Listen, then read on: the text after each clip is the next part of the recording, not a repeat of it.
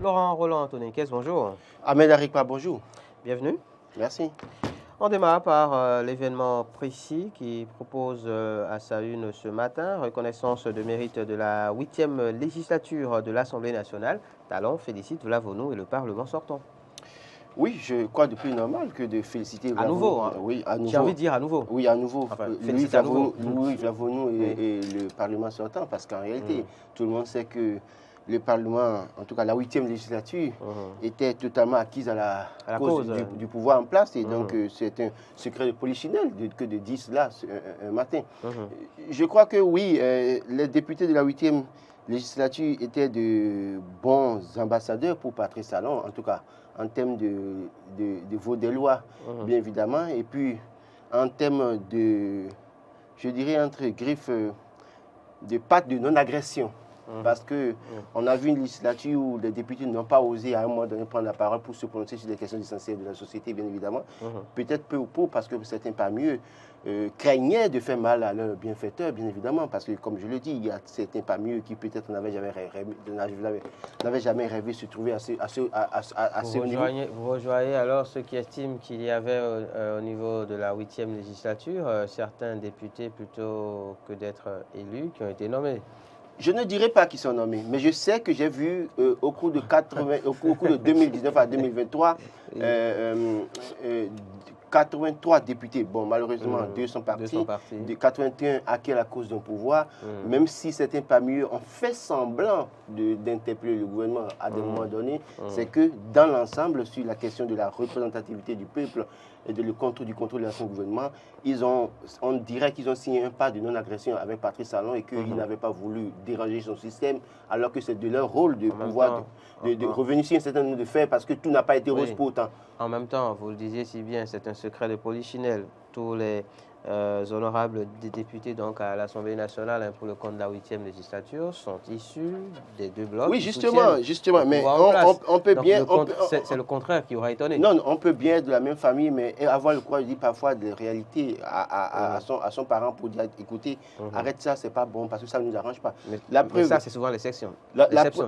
Oui, c'est des exceptions. La preuve, on a vu, même si aujourd'hui la mouvance en soit avec 81 députés, la réalité est là, c'est que dans certaines localités, on a dû comprendre qu'au-delà de tout, passons pas de vote sous les coups de l'émotion, mais c'est parce qu'il y a une situation que l'émotion a pu prendre le dessus. Donc, je crois que c'est normal que Patrice Talon reconnaisse, en tout cas à ces députés, ce qu'ils ont pu faire pour lui et ce qu'ils ont ils ont été pour lui pour ces dernières années. Vivement que la 9e législature, tout au moins, c'est vrai qu'on a 88 députés de l'opposition, mais pour autant, au niveau de la mouvance, on aurait aimé que parfois certains parmi eux arrivent à avoir le courage d'interpeller le gouvernement, d'interpeller les ministres du gouvernement pour suivre des questions essentielles des citoyens. On va rester à la une du quotidien l'événement précis, Laurent Roland Antoninquez, pour parler de quelqu'un qui aussi, entre-temps, a collaboré avec le chef de l'État, même si depuis peu, c'est plutôt la lune de fiel, j'ai envie de dire. Candidat Zanaï qui dit être prêt à discuter avec Patrice Talon. Écoutez, qu'est-ce qui vous surprend? Qu'est-ce qui pourrait surprendre les Béninois? En tout cas, pas moi, Béninois, Laurent Antoninquez, ça ne me surprendrait pas. Je l'ai dit hier matin. Quand Boni Yaye a voulu aller voir Patrice Talon à la Marina, il n'a pas demandé l'avis des Béninois. Et pourtant, des jeunes ont fait des casses en disant Boni Yaye et se sont retrouvés en prison. Quand Nicéphore Seglo a voulu aller rencontrer Boni et Patrice Talon à la présidence, à la Marina, il n'a pas demandé l'avis des Béninois. Et pourtant, ce monsieur avait traité Patrice Talon de tous les noms d'oiseaux. Et donc, et des jeunes se sont malheureusement, en tout cas, les ont suivis malheureusement pour tomber dans le piège du vandalisme, des casses et se sont retrouvés en prison et ont été des problèmes pour leur famille, des pertes pour les familles. J'estime que fondamentalement, à Zanaï dire être prêt à discuter avec Patrice Talon, le prototype, ça ne devait pas surprendre parce que vous souvenez que quand vous regardez le parcours politique de candidat Zanaï, c'est quelqu'un qui, à un moment donné, a un discours assez violent, à un moment donné devient modéré, et puis finalement commence à rentrer dans les rangs. On l'a vu avec Boni Yaye. À un moment donné, il était très dur avec Boni Yaye. Subitement, on le voit ministre. Donc on a vu comment ça a fini. Au finish, quand son ami Patrice Talon devrait être président, on a vu comment il a traité Boni Yaye de tous les noms d'oiseaux, bien évidemment. Sont-ils toujours amis? Enfin, je vous pose la question. Mais écoutez, les acteurs politiques ne sont pas des ennemis. C'est des amis qui trompent le peuple, qui dupent le peuple. Et c'est moi qui le dis. Ça me fait penser justement Donc, à des propos tenus justement par Candide Azanaï himself, donc lui-même, donnant à croire justement que toute la réelle politique en réalité n'est qu'une mise en scène. c'est une mise en scène. Écoutez, Akandé Azanaï n'est pas l'ennemi de Patrice Talon. C'est vrai qu'on dira qu'il est opposant, et je dis il est dans son C'est opposition. vrai qu'il est quand même assez virulent. Virulent, mais vis-à-vis du écoutez, pouvoir en le place problème c'est que depuis un bon moment.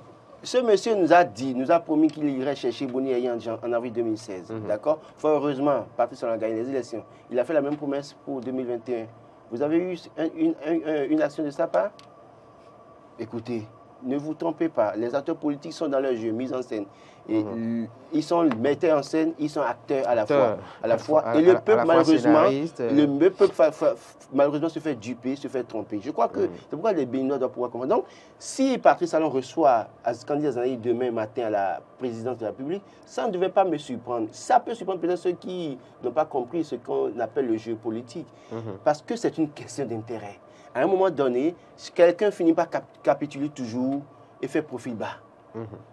Maintenant, au-delà de tout, est-ce qu'on va condamner cette rencontre? Non, moi je pense que c'est de l'homme des choses. Les acteurs politiques doivent se voir et discuter pour le bien du pays. Si Candide Azanaï souhaite aller voir Patrice Talon pour faire des propositions, pour que Patrice Talon revoie son mode de gouvernance, pourquoi ne pas le souhaiter? C'est d'ailleurs en ces termes qu'il a parlé, puisque j'ai eu justement à lire la déclaration donc, de l'ancien ministre de Patrice Talon, précisons-le, qui estime donc que s'il s'agit d'une rencontre juste pour parler de problèmes personnels, que ce n'est pas important. Par contre, s'il s'agit de parler de questions de développement, de changer donc, de méthode de travail, oui, voilà. Pour résumer. Oui, c'est ce que je dis. Tout acteur politique qui critique un système à un moment donné, quand il veut rentrer dans la danse à un moment donné, il vous parle de développement, qu'il veut aller discuter de développement. On sait comment ça finit toujours. On a vu les centristes à un moment donné, François Abiola, ministre d'État de Boni Yayi, qui a été centriste à un moment donné, a fait son jeu. Finalement, elle est allée du côté du bloc républicain. Aujourd'hui, elle est à Sénat. Bien évidemment, on a vu Théophile Yarou, opposant, qui allait même créer sa formation politique. Finalement, du jour au lendemain, il est où? Dans la mouvance, il a même fait campagne pour l'UPR, dans Memberaké, il consort bien évidemment. Irénée Agossa, opposant de principe, candidature fantôme en 2021. Aujourd'hui, il est où? Dans la mouvance. Corentin Corpoué, opposition. Présidentiel, s'il vous plaît. Vous parlez d'un présidentiel. Mais écoutez, Corentin Corpoué, colistier de Agossa. Au finish, il allait où? Vers le moelle Bénin. Donc, c'est pour vous dire quoi? Écoutez, si vous comprenez, commencez par comprendre le jeu politique des Béninois, en tout cas des acteurs politiques, vous n'allez pas être surpris, vous n'allez pas souffrir. C'est peut-être ceux qui n'ont pas compris ces gens-là. Parce que écoutez, c'est un jeu de chaises. Depuis 1990, c'est les mêmes que nous voyons. Jeu de chaises musicales. Un groupe opposant aujourd'hui. Après, voilà. Il devient mouvancier. Et puis il devient opposant. Il se chamaille. Et puis il y a des combines dans les coulisses, dans certaines musiques. Donc je crois que tout. Bonne chance à Candide Azanaï. Vivement qu'il parle de développement pour le peuple béninois. Vivement que tout ce qu'il a pu dénoncer contre, en tout cas, face à Patrice Talon, et en les traitant de tous les noms. De toute façon, vivement que. Et il revient nous dire, bon, finalement, qu'il a compris et que tout ira pour le mieux et que Patrice Talon l'a écouté. C'est ce qu'on souhaite. On ne souhaite pas qu'il se chamaille tous les matins, qu'il y ait des violences verbales et qu'on traite l'autre de tous les noms. Non, l'essentiel. Que cette violence, pour le moment, ne vient que d'un côté. Bien évidemment. Violence verbale, en tout cas. Bon, oui. Quand bien même il dit tout, il n'est jamais inquiété. Oui. Pourtant, d'autres disent peut-être pas pire que ça, mais ils sont parfois inquiétés. Ah bon, et vous savez sûrement de quoi vous parlez, Laurent Roland Tonniquet. Allons-y. D'accord, non, on y va justement. Je le disais à l'entame de l'émission, nous sommes à l'heure du bilan pour ce qui est donc des législatives de 2023 et justement l'événement précis reste à la une de ce quotidien. Nous donne des nouvelles de Jean-Baptiste Elias qui dénonce des insuffisances dans le travail de la Sénat. Oui, écoutez, aucune œuvre humaine n'est pas faite. Moi, je ne suis pas là pour jeter la pierre à la Sénat. Ce dont je peux me réjouir, c'est que tout au moins le scrutin a été organisé dans de bonnes conditions. Dans la bureau de vote, qu'il n'y a pas autant de manque de matériel de travail. On a signalé par endroit. Oui, il y a des problèmes. Il y a des problèmes et que le problème, c'est que les problèmes d'irrégularité sur le terrain ne peuvent pas être attribuer tout de go à la Sénat, parce que la Sénat a fait son travail. Si les agents sur le terrain ont été de mauvaise foi. On manquait de professionnalisme. On posé des actes, ce n'est pas attribué, imputé en tout cas, à la Sénat. imputé, pardon, à la Sénat. Même si c'est la Sénat qui les emploie, justement. Oui, même si c'est la Sénat qui les... C'est la Sénat qui organise les élections. Oui, mais écoutez, il travaille pour la Sénat. La faute, le bureau, le coordonnateur d'arrondissement de la Sénat, par exemple, qui va peut-être poser des actes de fraude dans un arrondissement, n'a pas reçu mandat de la Sénat pour aller faire des fraudes. Dans ces conditions, moi, j'estime que la faute est personnelle. Bien sûr. Bon. Là, on parle fraude. Là, on parle fraude. Mais après, quand il s'agit d'indisponibilité de matériel, par exemple. Indisponibilité de matériel cette année par rapport à certaines années par le passé, je crois qu'il y a une avancée. Ça, c'est clair. Quand c'est bon, disons que c'est bon. Une réflexion très rapidement sur le sujet donc, de la SNA, de la Sénat pardon, et de ses agents.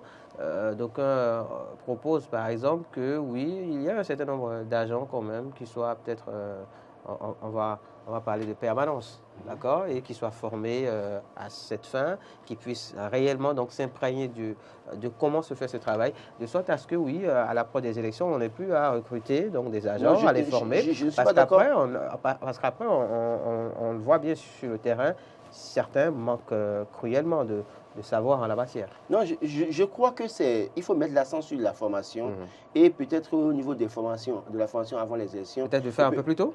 Faire un peu plus tôt, mais commencer une évaluation après la formation.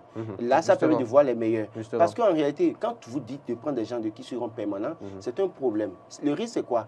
Quand on connaît ceux qui sont censés aller travailler pour la Sénat, ils sont plus facilement manipulables. On peut les contacter et ils sont manipulables, corruptibles dans une certaine mesure. Donc, il vaut mieux changer parce que quand vous ne maîtrisez pas qui viendra dans votre localité, vous avez peut-être, ou bien si vous voyez une nouvelle tête, vous avez du mal à l'aborder, bien évidemment. Mais si vous connaissez déjà les gens et que vous connaissez la liste, vous avez la possibilité de les contacter à l'avance dans une certaine mesure.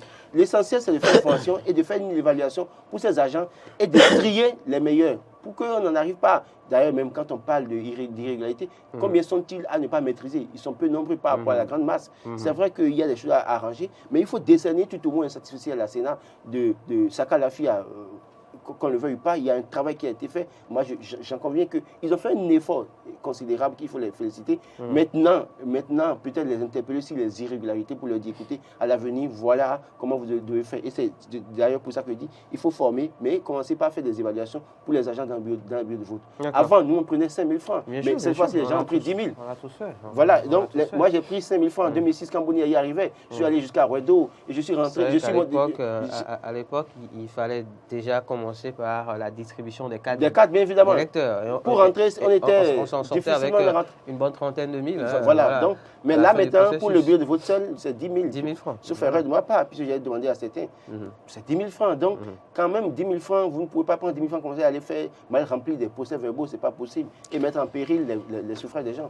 En parlant de l'avenir, justement, pour l'avenir, Joël Ataï Guédégbé propose, par exemple, qu'on passe au vote électronique. Oui, c'est très important, le vote électronique aujourd'hui. La Sénat continue de faire beaucoup d'efforts, mais si on pouvait aller au vote électronique, c'est bien. D'ailleurs, le vote électronique empêche, en tout cas, les fautes. C'est vrai que le système aussi qu'on peut installer est aussi manipulable, parce que c'est les hommes qui ont conçu le système, bien évidemment. Et on sait que parfois, on a vu aux États-Unis, malgré les avancées connues dans ce pays, l'élection entre comment vous appelez Biden et Trump. Et Trump, on a vu comment ça s'est passé. Trump continue de dire toujours qu'il n'a pas perdu les élections. Mais vous vous souvenez aussi que quand Trump venait, tout le monde, en tout cas, disait qu'il y avait eu de fraude parce que la Russie a réussi à s'interférer dans le système et pour organiser la fraude en faveur de Donald Trump. Donc, au-delà de tout, même si c'est un vote électronique, il faut que les personnes qui sont chargées de manipuler ces appareils soient de bonne foi. Le problème, ce n'est pas nécessairement le vote électronique. C'est vrai, il faut travailler à cela, mais il faut davantage avoir des citoyens qui sont, en tout cas, impartiaux, qui sont animés du sens du patriotique, qui ont envie de faire les choses correctement sans tenir compte de leurs propres intérêts. Sinon, on peut amener toutes les meilleures machines du monde. Les personnes qu'on peut mettre sur ces machines qui pourront manipuler, quand une seule personne parmi dans le lot sera de mauvaise foi, on reviendra dire encore qu'il y a fraude, qu'il y a mascarade. Justement. Donc, le plus important, machine, vote électronique, d'accord, mais travailler à ce que les Béninois soient de bonne foi en faisant le travail qui concerne la compilation des suffrages. On va finir par un tout dernier sujet très rapidement. Laurent Roland Tononiquès, on est cette fois-ci à la une du quotidien Le Potentiel, bureau de l'Assemblée nationale bureau de l'Assemblée nationale, 9e législature. 7 figures politiques pour le contrôle du perchoir. Vlavonou, Bian, Tokpanou, Diogbenou, à renvoi et Blas, proche d'une disqualification selon le quotidien. Gérard Gbenochi, Jérémy Adomaou, des raisons de croire. Talon tranche bientôt selon le profil des prétendants et les enjeux stratégiques. Oui, Vlavonou, d'accord, parce que Vlavonou, je crois que je ne trahis aucun secret, mais ce n'est pas évident qu'il soit réélu président de l'Assemblée nationale. Malgré les félicitations du président il y a d'autres considérations. De la République, il y a des considérations qui ne militent pas pour autant en sa faveur. De toute façon, je crois que... Aurait-il mal fait son travail? Non. Pourquoi ne pas... Je crois qu'on va passer Pourquoi ne pas le reconduire? C'est Patrice Talon qui décide. D'accord. Bien d'accord. Quand on regarde les résultats de Bien dans sa localité, les gens disent que c'est à cause de Tilfou Yaro qu'il a pu avoir ce résultat. Et quand on se souvient que Bien était un pignon de Patrice Talon entre 2013, 2014 et 2015 pour prendre la place de Boni Yayi, et qu'on a vu que pour les législatives de 2015, il n'a eu que 2 députés, bien évidemment. Est-ce qu'aujourd'hui, Bien a une certaine notoriété pour être président de l'Assemblée nationale? Et si on le prend, est-ce que ça ne va pas fragiliser la mouvance présidentielle? C'est une question. Quand je prends Tokpanou, en réalité, oui, au-delà de tout, il a passé un message pour répondre à ces soi-disant détracteurs, mais au fond, quel a été son résultat dans la commune d'Abomey-Clavi? Qu'il vous souvienne qu'un certain Georges Bada a perdu de justesse, en tout cas, le poste de maire de la commune d'Abomey-Clavi, parce que dans la localité, dans l'arrondissement central de Clavi dont il est issu, il n'a pas pu avoir la majorité, et c'est les jeunes de Godomain qui avaient eu la majorité et qui ont tempêté pour dire il faut le changer. Donc si un Tokpanou aujourd'hui, dans Clavi aussi, n'a pas pu avoir de bons résultats, est-il représentatif pour autant pour diriger le Parlement? Est-ce que ça ne va pas fragiliser la mouvance présidentielle? Quand on le laisse, il y a Diogbenou. Diogbenou aussi président de l'UPR, mais malheureusement, de justesse élu à Cotonou, bien évidemment. Et donc, il y a matière à réflexion. Les deux du Koufo, pour moi, je pense que la chance se trouve du côté des deux. Et je crois que l'un est en avance par rapport à l'autre. Parce que tout calcul fait avant les élections, il y a l'un qui était beaucoup plus en proposition. Entre les deux, c'est vrai que l'autre a pu faire 4 sur 4 dans sa localité. Vous voulez parler de Gérard Gbenochi? Non, Jérémy Adomaou a fait 4 sur 4 dans sa localité. Dans le premier cas, oui. Gérard Gbenochi a fait 4 sur 4 dans sa localité, bien évidemment. Mais Gérard Gbenochi était un pignon essentiel qui était sur la table des discussions, bien évidemment. Et quand on sait que Amos Bruno est sorti du jeu à un moment donné, et qu'on veut peut-être continuer à maîtriser l'électorat du Koufo et du Mono du Koufo dans une certaine mesure, il faut nécessairement trouver un pignon essentiel dans cette localité. La preuve, quand vous regardez les résultats au plan national pour les législatives, vous allez comprendre qu'il y a des régions, 2 départements, je dirais, principaux, le plateau et le Koufo, qui sont peu pour rester fidèles à Patrice Talon. Et donc, les résultats montrent clairement que ces gens ont travaillé et ont une certaine assise. Et donc, aujourd'hui, est-ce que Gbenochi ne serait pas l'idéal, en tout cas, la personne idéale pour pouvoir peut-être devenir ce dauphin tout rêvé de Amos Bruno qu'on a envoyé à la retraite forcée ou négociée? Donc, à renvoi et Blas, je pense que ce n'est pas évident qu'il puisse avoir cette chance. Vous savez pourquoi? Non. Parce que en politique, c'est le jeu d'intérêt, de négociation, et à un moment donné, il a un ancien maître, un ancien patron qui a rejoint la BAC et qui a rejoint la BAC et qui n'aurait pas souhaité le voir peut-être président du Perchoir. Pourquoi? Parce que ce serait une humiliation pour Mbedi de voir, malgré lui, à renvoi et Blas président de l'Assemblée nationale. Politiquement parlant. Mais sachant qu'il a rejoint la BAC déjà, écoutez, est-ce qu'il n'est pas temps je vous donnerai, il y a un certain Gbadamassi à Porte-Nouveau qui a fait talent en 2016 en quittant le PRD. D'accord?